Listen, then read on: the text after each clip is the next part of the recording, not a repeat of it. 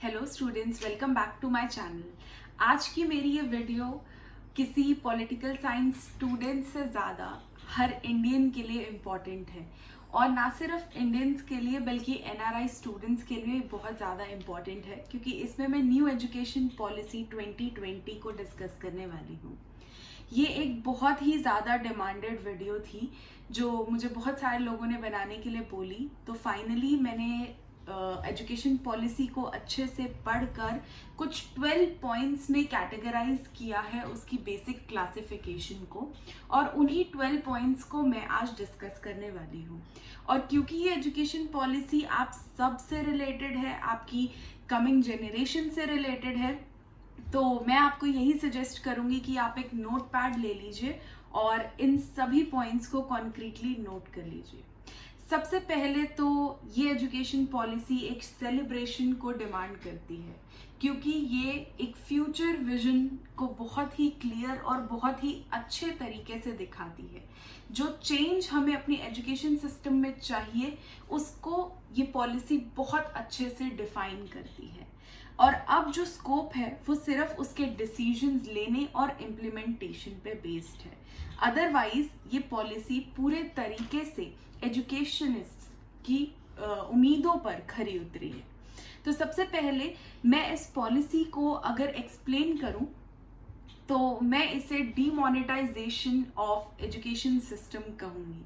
Demonetisation of education system में इसे इसलिए कहूंगी क्योंकि रातों रात हम एक पॉजिटिव चेंज की तरफ जा रहे हैं, जहां पर पुराने जैसा कुछ भी नहीं रहेगा और बहुत कुछ नया हो जाएगा। यहाँ पर ये कहने से मेरा ये मतलब नहीं है कि जो पुराना था वो खराब था। डेफिनेटली जो पुराना था वो खराब नहीं था, क्योंकि हम सब उसी के ही प्रोडक्ट हैं। IITian, scientist, teachers, doctors, researchers सभी उसी एजुकेशन पॉलिसी का प्रोडक्ट हैं, तो वो खराब तो नहीं थी। लेकिन विद टाइम जो चेंजेस एजुकेशन सिस्टम को चाहिए थे वो सभी इस पॉलिसी में इंक्लूडेड हैं। तो इसीलिए इसे डीमोनेटाइजेशन ऑफ एजुकेशन सिस्टम कहा जा सकता है, और एक सेलिब्रेशन का भी ये डिमांड करती है। सो सभी टीचर्स और स्टूडेंट्स इसको देखकर बहुत ज़्यादा खुश तो होंगे ही। अब मैं इसको पॉइंट वाइज डिस्कस करने वाली हूँ। सबसे पहले पॉइंट में मैं इसका जो सिस्टम है दैट इज 5+3+3+4 को डिस्कस करने वाली हूँ। तो इसको मैं एक positive disruption of the older system कहूंगी। पॉजिटिव डिसरप्शन से क्या मतलब है? डिसरप्शन तो हमेशा बुरा ही वर्ड देखा जाता है हमारी सोसाइटी में, और हम हमेशा कहते हैं कि कोई चीज़ डिसरप्ट हो गई मतलब खत्म हो गई, खराब हो गई। तो पॉजिटिव डिसरप्शन से मेरा क्या मतलब है? यहाँ पर पॉजिटिव डिसरप्शन का मतलब है कोई अच्छी चेंज, एक अच्छा खात्मा। जो हमारे एजुकेशन सिस्टम का पार्ट था, यानी 2 बोर्ड्स हम देते थे 10th और 12th में, और नर्सरी होता था, फिर सेकेंडरी, फिर हायर सेकेंडरी, और फिर हम ग्रेजुएशन के लिए जाते थे। इस पूरे सिस्टम को कोलैप्स करके 5+3+3+4 का सिस्टम लाया गया है। दैट इज 5 years तक primary, then secondary, then higher secondary, and after that 4 years of graduation. और बोर्ड जो है यानी 10th और 12th जो 2 साल हम बोर्ड देते थे उसको चेंज करके 11th क्लास को इंट्रोड्यूस कर दिया है as the only board class. अब ये जो सिस्टम है ये हमें ग्लोबल सिस्टम के साथ पैरेलल पे ले आया है, क्योंकि ग्लोबली अगर हम देखें या वेस्टर्न कंट्रीज को अगर हम देखें तो वहां पर ऐसा ही एजुकेशन सिस्टम जो है वो चलता है कि 11th क्लास में जो स्टूडेंट्स हैं वो एक बोर्ड एग्जाम पास करते हैं, एक बिगर एग्जाम देते हैं, एंड देन वो जाते हैं फॉर द ग्रेजुएशन और वो आगे बढ़ते हैं इन देयर ओन करियर। सो अभी यहाँ पर भी ऐसा ही होने वाला है कि वो डिप्लोमा, ग्रेजुएशन, पोस्ट ग्रेजुएशन जो भी आगे करेंगे वो 11th क्लास के बाद करेंगे बेसिकली ऑफ स्कूलिंग। अब कई सारे लोगों ने मुझसे ये क्वेश्चन पूछा कि ये एजुकेशन पॉलिसी आपको क्या लगता है कब से इम्प्लीमेंट होगी? नेक्स्ट ईयर से हो जाएगी? जो अभी 11th के स्टूडेंट्स हैं क्या वो भी 12th क्लास के स्टूडेंट्स के साथ ही कॉलेज में जाएंगे?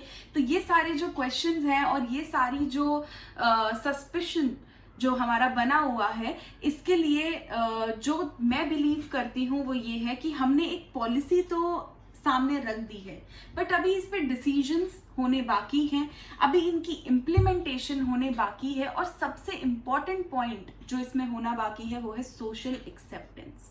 हम सभी के लिए इसे एक्सेप्ट करना थोड़ा सा मुश्किल हो सकता है, स्पेशली उन लोगों के लिए जो अभी इससे डायरेक्टली इम्पैक्ट होने वाले हैं, यानी 12th के स्टूडेंट्स, 11th के स्टूडेंट्स, जो अभी कॉलेज के स्टूडेंट्स हैं, या मे बी जो 9th एंड 10th के स्टूडेंट्स हैं करेंटली, वो भी। सो जो टीथिंग प्रॉब्लम्स हैं वो मे बी हमें इसको लेकर के आ सकती हैं, लेकिन अगर हम इसको एक फ्यूचरिस्टिक विजन से देखें तो ये जितनी भी टीथिंग प्रॉब्लम्स हैं वो बहुत ही छोटी हैं। प्लस पेरेंट्स, अगर मैं पेरेंट्स की बात करूं तो रादर दैन क्रिटिसाइजिंग कि एक नई एजुकेशन पॉलिसी आ गई है, सिस्टम चेंज हो गया है, पता नहीं क्या सिस्टम होगा, किसने कितना पढ़ लिया, कौन कितना नहीं पढ़ पाएगा, या उनके चाइल्ड को कैसे लॉस होगा, ये चीज देखने की बजाय अगर आप इसका एक पॉजिटिव एट्रीब्यूट देखेंगे तो ये ज्यादा अच्छा रहेगा, क्योंकि इसकी जो फ्यूचरिस्टिक विजन है वो बहुत अच्छी है। हाँ, हाउएवर टीथिंग प्रॉब्लम्स जैसे कि मैंने कहा वो अराइज करेंगी, जो हमें शुरू में थोड़ी बहुत प्रॉब्लम्स होंगी वो जरूर होंगी, उनको वो कोई भी चेंज आता है तो होती हैं। अगर डीमोनेटाइजेशन ऑफ करेंसी को भी मैं देखूं तब भी जो बैंक की लाइंस में हम खड़े हुए थे वो टीथिंग प्रॉब्लम्स हमें हुई थी, लेकिन उसकी वजह से हमारी कंट्री ने जो बेटर पाथ की तरफ चलना शुरू किया था उसको हम लोग इग्नोर नहीं कर सकते। तो बिल्कुल उसी तरीके से हमें इस चीज को भी सपोर्ट करना होगा। So parents, teachers, I know policy change हो गई है, बहुत सारे सस्पिशन है, बहुत सारा कंफ्यूजन भी हो सकता है इन द कमिंग फ्यूचर, बट उन सब चीजों से लड़ते हुए हमें इस फ्यूचरिस्टिक विजन की तरफ बढ़ना चाहिए। अब मैं बात करूंगी कि इस एजुकेशन पॉलिसी से जो बिहेवियरल चेंज आएगा वो क्या होगा। सबसे पहले मैं आज की एजुकेशन सिस्टम की बात करना चाहूंगी, जिसमें हम स्टूडेंट को कंपल्सरीली 12th क्लास तक पढ़ाते हैं, फिर हम उसको ग्रेजुएशन में भेजते हैं, और फिर पोस्ट ग्रेजुएशन, जिसकी आज के टाइम अगर हम इंडियन सोसाइटी में देखें तो most of the people are graduate. कोई भी ये कहता है कि कुछ भी करना लेकिन पहले ग्रेजुएशन कर लो या फिर इंजीनियरिंग कर लो, है ना। ये जो स्टेटमेंट है वो हमें सुनने को मिलता है कि कुछ भी लाइफ में कर लेना लेकिन पहले ग्रेजुएशन तो कर ही लो। तो ग्रेजुएट की जो वैल्यू है आज के टाइम इंडियन सोसाइटी में, that has been recognised as a 12th pass और अ 10th पास, उतनी वैल्यू जो है वो ग्रेजुएशन के साथ एसोसिएट नहीं की जाती। उस वैल्यू को इंक्रीज करने के लिए ये जो पॉलिसी है ये बहुत ही इंपॉर्टेंट रोल प्ले करेगी। ऐसा क्यों? क्योंकि यहाँ पर स्टडिंग जो है एक चॉइस के रूप में दी गई है। कोई कंपल्सरीली नहीं कहा गया कि आपको मैथ्स ही पढ़ना है, आपको साइंस ही पढ़ना है, आपको आर्ट्स की स्ट्रीम ही लेनी है, आपको कॉमर्स की स्ट्रीम ही लेनी है, बल्कि एक चॉइस दी गई है between the vocation as well as the academic curriculum. So उसको मर्ज कर कर एक मेजर और माइनर पॉइंट्स भी बनाए गए हैं जिनको मैं अभी डिस्कस करने वाली हूँ। सो इसके साथ साथ स्टडिंग को एक चॉइस की तरह जो है वो लाया गया है कि अब स्टडी इंजॉयमेंट और चॉइस बन जाएगी रादर दैन अ कंपल्शन। हर कोई पढ़ेगा तो अपनी चॉइस से पढ़ेगा और खुशी से पढ़ेगा, रादर दैन एक कंपल्शन समझने के उसको, और एक इंजॉयमेंट की तरह भी उसको देखा जाएगा। नेक्स्ट जो बात मैंने अभी करी कि वोकेशनल सब्जेक्ट्स जो हैं वो इंट्रोड्यूस किए जाएंगे, उनको 6th क्लास से ही इंट्रोड्यूस किया जाएगा, जैसे कि म्यूजिक, कुकिंग, बहुत सारी ऐसी वोकेशंस हैं जिनको हम बिल्कुल इग्नोर ही कर देते हैं। जैसे कि अगर मैं एक इलेक्ट्रीशियन की बात करूं, एक प्लम्बर की बात करूं, तो ये एक ऐसा प्रोफेशन है जिसको लोग लुक डाउन करते हैं, ठीक है। या मे बी एक ट्रक ड्राइवर, मे बी वो उतना ही अर्न कर रहा हो जितना हम अर्न करते हैं एज अ टीचर, लेकिन क्योंकि हम उन प्रोफेशंस को लुक डाउन करते हैं तो उनकी जो वर्थ है वो नहीं रहती, उनके स्किल्स की वैल्यू नहीं रहती। तो एक छोटा बच्चा भी स्किल्स की वैल्यू करना सीखे, इसलिए वोकेशनल स्टडीज जो है वो 6th क्लास से ही इंट्रोड्यूस की गई हैं। और ये स्किल इंडिया जो प्रोग्राम था मोदी जी का, उसको और एनहांस ही करने वाली है इन द नियर फ्यूचर। और हर इंडिविजुअल के पास स्किल बेस्ड लर्निंग होगी, क्योंकि आज के टाइम अगर हम एजुकेशन सिस्टम को देखें तो हम एक ऐसे सिस्टम में हैं जहां पर हम एजुकेशन तो ले लेते हैं मगिंग अप के थ्रू, या फिर हम एग्जाम के लिए प्रिपेयर तो कर लेते हैं, लेकिन स्किल्स हम बाद में लेते हैं। चाहे वो हमें इन सर्विस दी जाए, प्री सर्विस दी जाए, प्री सर्विस ट्रेनिंग्स भी हमें देखने को मिलती हैं, इन सर्विस ट्रेनिंग्स भी हमें देखने को मिलती हैं, या फिर मे बी हम कोई प्रोफेशनल कोर्स करते हैं जैसे कि बीएड, तब हमें वो स्किल्स जो है इम्पार्ट किए जाते हैं। लेकिन ये जो स्किल बेस्ड लर्निंग है ये इस NEP की वजह से 6th क्लास से ही स्टूडेंट्स में इम्पार्ट किए जाएंगे, जिसकी वजह से वो और ज़्यादा स्किलफुल हो पाएंगे, जो आज के टाइम की नीड है। जैसे आर्टिफिशियल इंटेलिजेंस, रोबोट्स हम सबको रिप्लेस कर रहे हैं, क्योंकि हम सबके बीच में वो स्किल्स नहीं है जिनके थ्रू उनको बनाया जाता है, जो स्किल्स उनके अंदर इनकलकेट किए जाते हैं। तो वो सारी चीज़ें ना हो और एंटरप्रेन्योरशिप को एक बढ़ावा दिया जाए, उसके लिए जो है स्किल बेस्ड लर्निंग की बहुत ज़्यादा नीड है, और वही वोकेशनल ट्रेनिंग जो है वो स्टूडेंट्स के अंदर इनकलकेट करेगी। साथ ही साथ यहाँ पर यह भी बात की गई है कि आप एक्सपेरिमेंट करके कुछ न्यू स्किल्स भी क्रिएट कर सकते हैं। जैसे कि अभी मान लीजिए कोई एक स्किल नहीं इंट्रोड्यूस हुआ है हम सबके सामने, लेकिन किसी के अंदर वो टैलेंट है, तो वो उसको एक्सपेरिमेंट करके क्रिएट भी कर सकता है। तो इस स्किल बेस्ड लर्निंग से कंपटीशन जो है वो रिड्यूस हो जाएगा और कोलैबोरेशन की इंपॉर्टेंस आ जाएगी। फॉर एग्जांपल, मेरे को इलेक्ट्रिसिटी का कोई काम नहीं करना आता, तो what I will do, I will not compete with an electrician, rather than I will collaborate. तो दूसरों के स्किल्स को हम रिस्पेक्ट करना सीखेंगे और हम कोलैबोरेट करेंगे। यही हेल्प जो है ये एजुकेशन पॉलिसी फ्यूचर जनरेशन को करने वाली है। नेक्स्ट जो बात है, जो थर्ड पॉइंट है इसमें, वो है कि 8th क्लास में स्टूडेंट को आते ही बहुत सारी सब्जेक्ट की चॉइसेस मिलेंगी। हमारे यहाँ एक बोर्ड ऑफ स्टडीज एक नाम की कमेटी है जो सिलेबस को फ्रेम करती है। सो उस सिलेबस को अगर हम फ्रेम करते हैं तो उसमें टीचर्स, इंटेलेक्चुअल्स, एजुकेटर्स, ये सब लोग साथ में आते हैं और जो सिलेबस होता है उसको डिजाइन करते हैं दो तरीके से, एक मॉरल और एक टेक्निकल। मॉरल मीन्स जो हमें वैल्यू बेस्ड एजुकेशन से जोड़े रखेगा, और टेक्निकल जो हमें आगे की लाइफ में सरवाइव करने में हेल्प करेगा। इस बेसिस पर जो करिकुलम है वो फ्रेम किया जाता है। तो ये NEP भी जो है इसने चॉइस देने की जब बात की है तो यहाँ पर यही कहा गया है कि जो लोकल डिजाइन है, जो डिसेंट्रलाइजेशन है, उसको सेंट्रल सपोर्ट से लाया जाएगा। अब इसका क्या मतलब है, हर स्कूल अपने आप में यूनिकली डिसाइड करेगा कि वो क्या सब्जेक्ट चॉइसेस देना चाहता है अपने स्टूडेंट्स को और किस तरीके से उनको आगे जो है बढ़ाना चाहता है। हर 8th क्लास के स्टूडेंट के पास चॉइस होगी अमंग द सब्जेक्ट्स जो वो पढ़ना चाहता है, तो वो अपने इंटरेस्ट से जो है सब्जेक्ट को चूज कर सकता है, rather than compulsorily 10th class तक उस सब्जेक्ट को पढ़ने के जिसमें उसको कोई इंटरेस्ट ही नहीं है। कई बार हम जो स्टूडेंट्स होते हैं, मे बी वो मैथ्स से डरते हैं या फिर वो लैंग्वेजेस में घबराते हैं, बट उनको ऐसा लगता है कि मैं इसको 10th तक पढ़ के किसी तरीके से पास करूं। ये थॉट जो है वो हम सबके माइंड में चलता है, बट इस थॉट से बचने के लिए और जबरदस्ती उन सब्जेक्ट्स को 10th तक पढ़ने से बचने के लिए जो है इस सिचुएशन को लाया गया है और चॉइस बेस्ड लर्निंग जो है वो इंट्रोड्यूस की गई है। अब इससे जो चीज होगी वो होगी डिसेंट्रलाइजेशन ऑफ एजुकेशन, क्योंकि हर स्कूल इंडिपेंडेंट है, हर यूनिवर्सिटी, हर बोर्ड इंडिपेंडेंट है, but at the same time वो सेंट्रली टाइड है विद द गवर्नमेंट। जो मेन रूल्स एंड रेगुलेशंस हैं वो सेंट्रल गवर्नमेंट ही बनाएगी, बट डिसेंट्रलाइजेशन होगा कि अपने अपने लेवल पर अपने अपने टीचर्स की अवेलेबिलिटी के हिसाब से वो डिसाइड कर पाएंगे कि कौन से सब्जेक्ट्स जो हैं वो प्रोवाइड करें अपने स्टूडेंट्स को, कौन सी चॉइसेस जो हैं वो उनके लिए फीजेबल रहेंगी। नेक्स्ट जो मेन पॉइंट है इसमें वो है जीडीपी का एलोकेशन। 1.5% जीडीपी जो है वो अभी तक एजुकेशन सेक्टर को दिया जाता था, ये सोचकर कि ये एक बहुत ही छोटा सा सेक्टर है जिसको इतने ज्यादा बजट की नीड नहीं है। बट अगर मैं एजुकेशन की बात करूं तो ये सेक्टर भले ही छोटा होगा लेकिन इसका इम्पैक्ट बहुत बड़ा है। अगर हमारी एजुकेशन ही वीक हो गई तो हमारी जो आगे की ब्रांचेस हैं ट्रीज की वो भी कैसे मजबूत रह पाएंगी।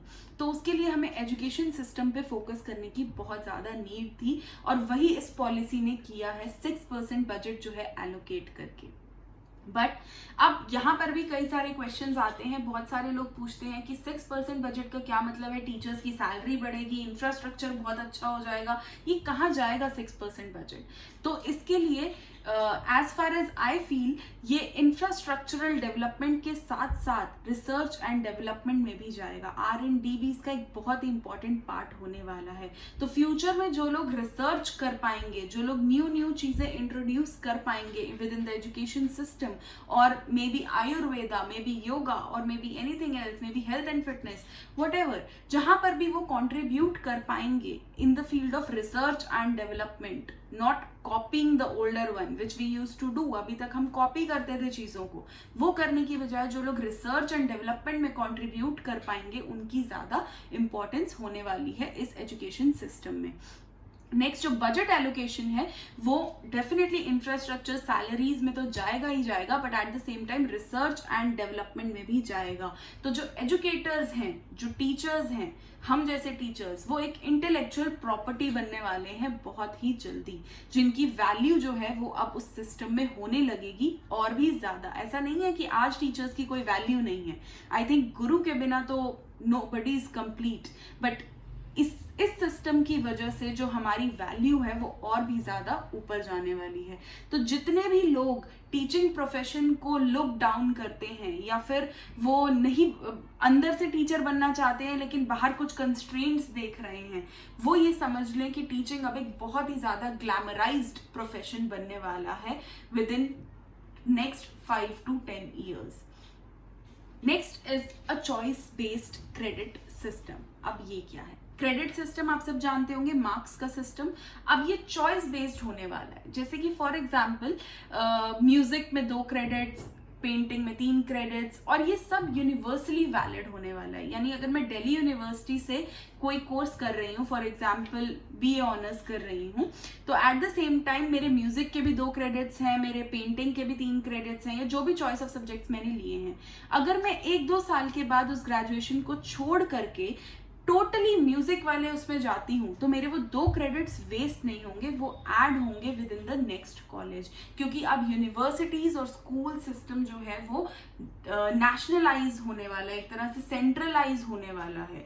तो इसलिए जो है अब जितना भी आप पढ़ेंगे वो वेस्ट नहीं होने वाला है, वो आपको इन द फ्यूचर काम ही आएगा। चाहे आप मार्क्स के रूप में देख लें, चाहे डिप्लोमा डिग्री के सर्टिफिकेट के रूप में देख लें, जिसके बारे में हम अभी बात भी करेंगे आगे। नेक्स्ट इज कि हमें अब जहां तक मैं बात कर रही हूं कि सब्जेक्ट चॉइसेस अवेलेबल रहने वाली हैं, क्रेडिट सिस्टम ऐसा होने वाला है, तो ये सब सुनने में तो बहुत ज्यादा अट्रैक्टिव और बहुत ज्यादा अच्छा लग रहा है, लेकिन इसको जब हम इम्प्लीमेंट करते हैं तो बहुत सारी प्रॉब्लम आएगी। जैसे कि मान लीजिए एक स्टूडेंट B.Ed कर रहा है, तो उसके कॉलेज में म्यूजिक से रिलेटेड कोई फैसिलिटी नहीं है, या स्पोर्ट्स से रिलेटेड कोई फैसिलिटी नहीं है, बट उसको स्पोर्ट्स जो है वो एज वोकेशन ऑप्ट करना है या म्यूजिक ऑप्ट करना है, तो वो क्या करेगा? क्या वो एक कॉलेज से दूसरे कॉलेज जाएगा अपनी म्यूजिक की क्लास के लिए, फिर वापस आएगा? ये सारे जो क्वेश्चंस हैं, इनमें जो क्वेश्चन मार्क है वो अभी भी बना ही हुआ है, क्योंकि इंफ्रास्ट्रक्चरल डेवलपमेंट जो है वो बहुत ही बड़ा चैलेंज रहने वाला है हमारे लिए इस पॉलिसी में। बट क्योंकि ये एक लॉन्ग टर्म विजन है, तो हम बिल्कुल उम्मीद कर सकते हैं कि इंफ्रास्ट्रक्चरल डेवलपमेंट भी होगा, क्योंकि बजटरी एलोकेशन भी बहुत प्रॉपर की गई है इस बार इस पॉलिसी में। नेक्स्ट जो चीज है वो है टीचर्स की अवेलेबिलिटी कैसी रखी जाएगी। सो टीचर्स जो हैं वो बेसिकली विजिटिंग फैकल्टीज के रूप में ही रहने वाले हैं, क्योंकि मान लीजिए म्यूजिक में 3 स्टूडेंट्स हैं, तो उनके लिए नो स्कूल और no college is going to hire a teacher for the whole academic session, क्योंकि obviously everything is getting contractualized. So visiting faculties जो हैं वो बढ़ने वाले हैं, एक्सपेरिमेंटेशन बढ़ने वाला है, एंटरप्रेन्योरशिप बढ़ने वाली है, स्किल बेस्ड लर्निंग बढ़ने वाली है। कहीं ना कहीं परमानेंट जॉब्स कि जो गवर्नमेंट जॉब, परमानेंट जॉब, ये जो अभी तक का क्राइटेरिया था, ये भी डीमोनेटाइजेशन में चेंज होने वाला है, और सब कुछ जो है वो स्किल बेस्ड हो जाएगा। अगर आप अपने स्किल्स पे काम नहीं कर सकते, अगर आप अपने आप को अपडेटेड नहीं रख सकते, तो कहीं ना कहीं टाइम आपको पीछे खींच लेगा। Next is industry academy partnership. अब इसको अगर मैं एक्सप्लेन करूं तो ये बहुत ही ज्यादा सिंपल है। मान लीजिए मैं अपना एग्जाम्पल लेती हूँ कि मेरे स्कूल को एक यूट्यूबर की नीड है, ठीक है, जो पढ़ा भी बहुत अच्छा सके, पॉलिटिकल साइंस की फील्ड में बहुत अच्छा हो, तो they can even tie up with me. तो I as an industry can provide my academic services as well. तो अब इंडस्ट्री और एकेडमी दोनों मिक्स होने वाले हैं और मिल करके उनकी पार्टनरशिप जो है वो एक परफॉर्मेंस बेस्ड काम जो है वो आगे दिखाने वाली है। तो आप अपने आप में एक इंडस्ट्री बनने वाले हैं अभी बहुत जल्दी। आपकी सर्विसेज जो है उनको इंपॉर्टेंस मिलने वाली। जैसे कि हम सब जानते हैं फॉरेन में हम ऐसा कहते हैं कि कोई भी काम करने के छोटा बड़ा नहीं है, पहली बात। तो दूसरी बात, कोई भी काम करने के लिए आपको कोई हाउसमेड नहीं मिलेगी, कोई प्लम्बर नहीं मिलेगा, सब काम आपको खुद करने पड़ेंगे। और जब आप सब काम खुद करेंगे तो आप वो स्किल्स भी एक्वायर करेंगे और उनकी रिस्पेक्ट भी करना जानेंगे। तो ऐसा ही कुछ इंडिया में होने वाला है कि सबकी स्किल्स जो हैं उनको रिस्पेक्ट किया जा सके और हर कोई अपने स्किल के थ्रू अर्न कर पाए, एंटरप्रेन्योर बन पाए, अपने आप में खुद एक बिजनेसमैन या बिजनेस वुमेन बन पाए। उस चीज की नींव जो है वो इस एजुकेशन सिस्टम में रखी गई है, ताकि हम सब अब गवर्नमेंट जॉब्स के लिए जो हम भागते रहते थे अभी तक, वो चीज खत्म करके हम इंडिपेंडेंट बने, सेल्फ रिलायंट बने, हम आत्मनिर्भर बने। अब हम शायद आत्मनिर्भर भारत को बहुत अच्छे से समझ पा रहे हैं। जिसको हमने समझा था कि हम चाइनीज गुड छोड़ रहे हैं, वो शायद आत्मनिर्भर भारत हो सकता है। वो हम टिकटॉक बैन कर रहे हैं, वो शायद आत्मनिर्भर भारत हो सकता है। लेकिन आत्मनिर्भर भारत की जो असली नींव है वो एजुकेशन सिस्टम में रखी गई है। हमें आत्मनिर्भर बना करके, हमारे स्किल्स को एनहांस करके, thanks to the national government at the centre. Next is the teacher training programme. अब ऑब्वियसली क्योंकि ये सारा सिस्टम जिनके ऊपर बेस्ड है वो टीचर्स हैं, हम टीचर्स जो स्कूल को चलाएंगे, जो यूनिवर्सिटीज को चलाएंगे। तो इन सर्विस ट्रेनिंग टीचर्स की आज भी होती है। हम करेंटली हमें अपडेट किया जाता है, कंटिन्यूसली अपडेट किया जाता है। तो वही चीज आगे भी चलने वाली है। लेकिन हाँ, इस सिस्टम को लाने से पहले टीचर्स को बहुत ज्यादा ट्रेनिंग की नीड पड़ेगी और नीड उन्हें इसलिए भी पड़ेगी ताकि वो अपने स्टूडेंट्स को बेस्ट वे में मेंटर कर सकें। सो उसके लिए जो है मेंटोर बनने के लिए जो है बहुत ज़्यादा ज़रूरी होने वाली है in service pre service training. And इसके लिए बीएड जो है उसमें भी काफ़ी सारे चेंजेस जो हैं किए जाएंगे। अभी तक की जो बीएड थी पहले 1 ईयर से 2 ईयर हुई और अभी भी जो है वो एक स्किल बेस्ड लर्निंग पे बेस्ड होने वाली टीचर ट्रेनिंग होने वाली है। नेक्स्ट जो मैं बात करूँगी कि टीचिंग एक प्रोफेशन है जिसको हर कोई करना चाहता है लेकिन डरता है कि सैलरी बहुत कम होगी। तो लेट मी टेल यू, ऐसा कुछ नहीं है। With the coming of 6th पे कमीशन एंड अभी तो 7th पे कमीशन आ चुका है। सो अभी जो है चेंजेस हो चुके हैं with in the salaries of the teachers और वो एमएनसीज को बिल्कुल टक्कर दे रहे हैं। कुछ एमएनसीज से तो बहुत ज्यादा भी पे कर रहे हैं स्कूल्स अपने टीचर्स को। So teaching is a very good job and getting to be very very glamorised profession in the coming time.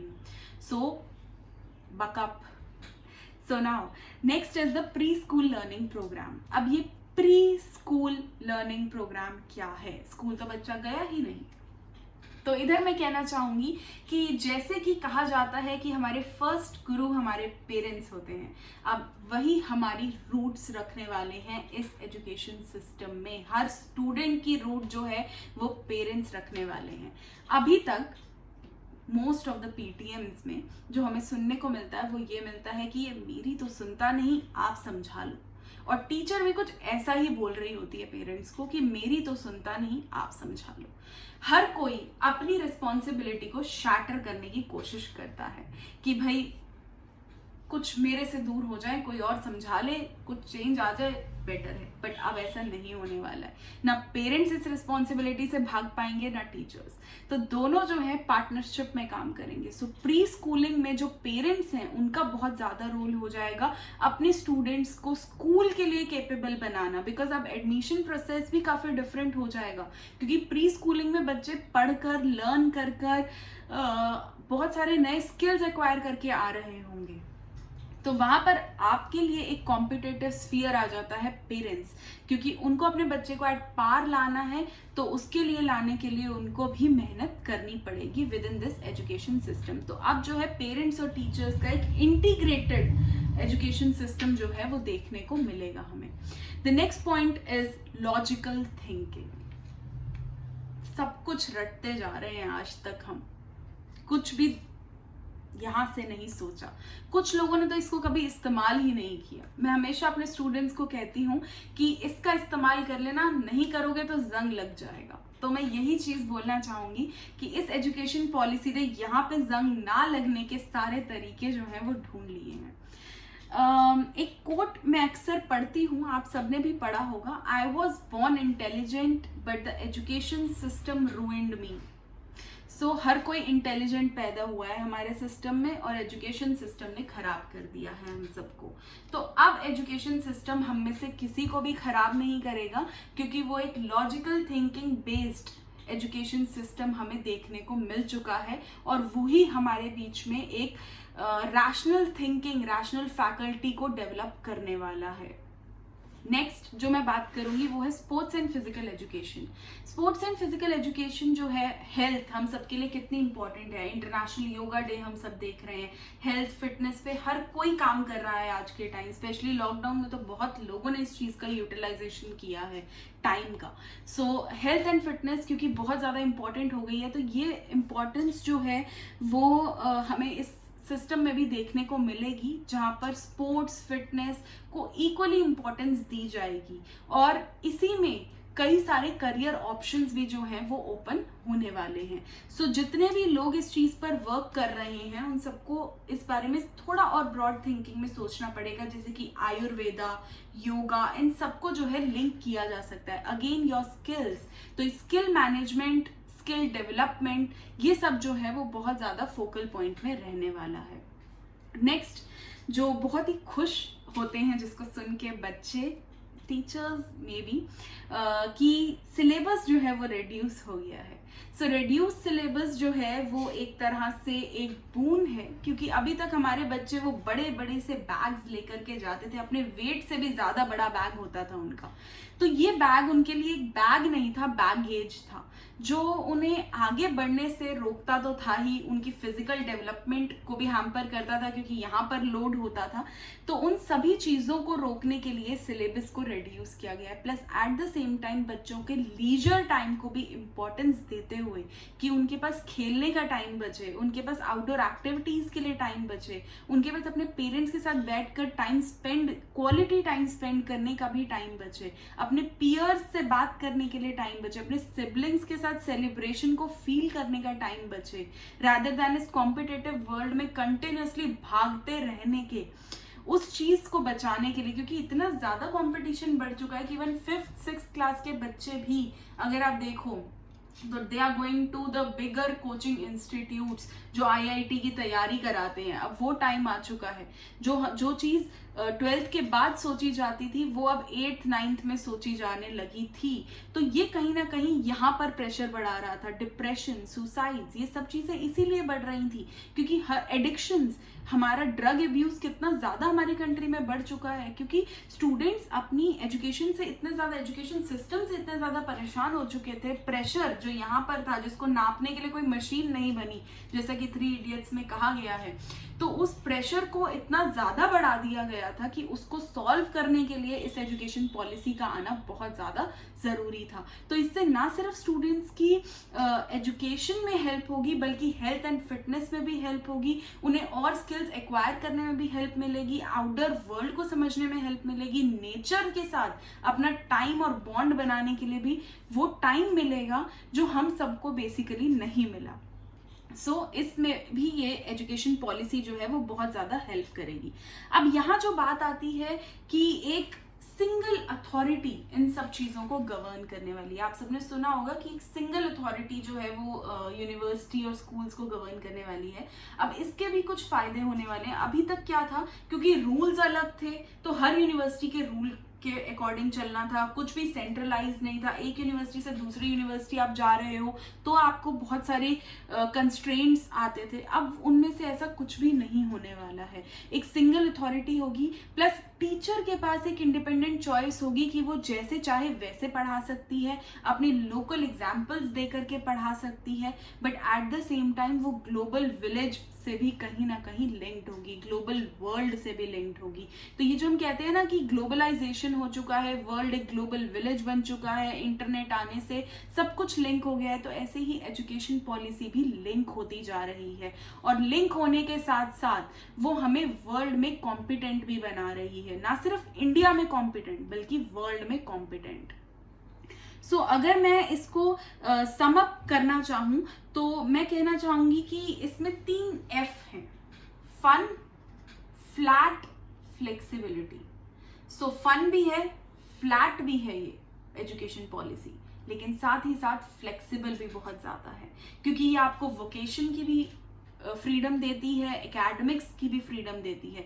तो जो बच्चा अब इंजीनियरिंग की क्लास में बैठ करके बोर हो रहा है, मे बी वो म्यूजिक की क्लास में बहुत ज्यादा एंजॉय करे और मे बी उसको ड्रग अब्यूज में घुसना ही ना पड़े, क्योंकि म्यूजिक में ही उसको एक वेंट आउट मिल जाएगा, जिसकी वजह से वो रॉन्ग हैबिट्स या रॉन्ग कंपनी, रॉन्ग कंपेनियनशिप, जो बहुत बड़ी प्रॉब्लम है आज के टाइम में, उन सब चीजों से बच पाएगा। तो एक बहुत ही अच्छी विजन के साथ ये एजुकेशन सिस्टम आया है और इसकी इम्प्लीमेंटेशन जो है वो एक चैलेंज डेफिनेटली है इसके इस तरीके से हमारे सामने आने में। अब कई लोग मुझसे कहते हैं कि क्या एक्सपेक्टेशन रखनी चाहिए हमें इस एजुकेशन पॉलिसी से, उनका क्वेश्चन ये होता है। बहुत सारे स्टूडेंट्स भी मेरे से ये पूछते हैं कि मैम हम तो 12th कर चुके हैं, लेकिन जो ये न्यू एजुकेशन पॉलिसी आई है इससे हम क्या एक्सपेक्ट करें। तो मैं उन्हें यही कहूँगी कि डू नॉट एक्सपेक्ट पहले तो, बिकॉज एक्सपेक्टेशंस जो है ना वो हमें पहले यहाँ पहुँचा देती है। तो हम जब यहाँ से यहाँ जाते हैं वो जर्नी हम एंजॉय नहीं कर पाते। तो हमें अभी रोड को एंजॉय करना है, डेस्टिनेशन को एंजॉय हम बाद में करेंगे। तो इसका जो रास्ता है उस डेस्टिनेशन पे पहुंचने का, उसको हमें पहले एंजॉय करना सीखना पड़ेगा और उसे एंजॉय करने के लिए वो जो डेस्टिनेशन की एक्सपेक्टेशन है वो हमें छोड़नी होगी अपने अंदर से। प्लस इसको एक इस तरीके से भी देखा जा सकता है कि बाय द पेरेंट्स, मैं स्पेशली उनके लिए कहना चाहूंगी कि you want a happy child और you want an educated child, you will say both. लेकिन अगर मैं कहूँ कि you have to choose one, तो maybe you will prefer a happy child. तो अपने बच्चे को खुश रहने दीजिए, उसे एंजॉय करने दीजिए। एक लाइफ है जो बहुत मुश्किल से मिलती है। सो ये लाइफ की आधी उम्र तो हम यही सब करने में निकाल देते हैं और एंड में हमें समझ में आता है कि ये तो करना ही नहीं था। तो उनको अपने पैशन से जीने दीजिए। जैसे मेरा पैशन है टीचिंग, स्पीकिंग, तो ये सब करके मुझे बहुत अच्छा लगता है। इनफैक्ट यूट्यूब वीडियोस भी मुझे कट शॉर्ट करनी पड़ती हैं, क्योंकि मैं इतना ज़्यादा बोल लेती हूँ कि मुझे लगता है मे बी मेरी जो ऑडियंस है वो बोर ना हो जाए। सो टीचर जो है, जो स्पीकर है, वो मेरे अंदर इंस्टिल्ड है। वो किसी को मेरे अंदर डालने की जरूरत नहीं है या मेरे को कंपल्सरीली किसी को बताने की जरूरत नहीं है, वो नेचुरली आता है मेरे अंदर। तो अपने बच्चों के साथ भी यही चीज कीजिए, जो चीज वो नेचुरली अच्छे से कर सकते हैं वो उन्हें करने दीजिए, क्योंकि अब उसी में ही फ्यूचर बनने वाला है। गवर्नमेंट जॉब अब फ्यूचर नहीं रहा है। अब एंटरप्रेन्योरशिप की तरफ जो विजन है, जो कैपिटलिस्ट विजन है, जिसकी बात मैं अक्सर अपनी वीडियोस में करती हूँ कि कैपिटलिज्म का दौर आ चुका है और अब हमें उसे एक्सेप्ट करना ही होगा। अब हम उससे भाग नहीं सकते। There is no looking back, क्योंकि हमारी एजुकेशन सिस्टम भी अब कैपिटलिस्ट और एंटरप्रेन्योर्स को तैयार कर रही है, which is a wonderful vision to look at. तो मैं तो यही कहूंगी कि support your child and with that learn from your children, क्योंकि अभी हम सब बहुत सारी टेक्नोलॉजी बच्चों से सीख रहे हैं और वो हमें कंटिन्यूअसली सिखा रहे हैं। तो सीखिए उनसे, इस चीज को एंजॉय कीजिए, रोड को एंजॉय कीजिए, डेस्टिनेशन की वेट मत कीजिए, because a happy child is a good child. So if you like the video, please like, share and subscribe. मेरे इस चैनल से जुड़े रहिए, आपको और भी ऐसे बहुत सारे अपडेट्स मिलते रहेंगे। Thank you so much. God bless you all.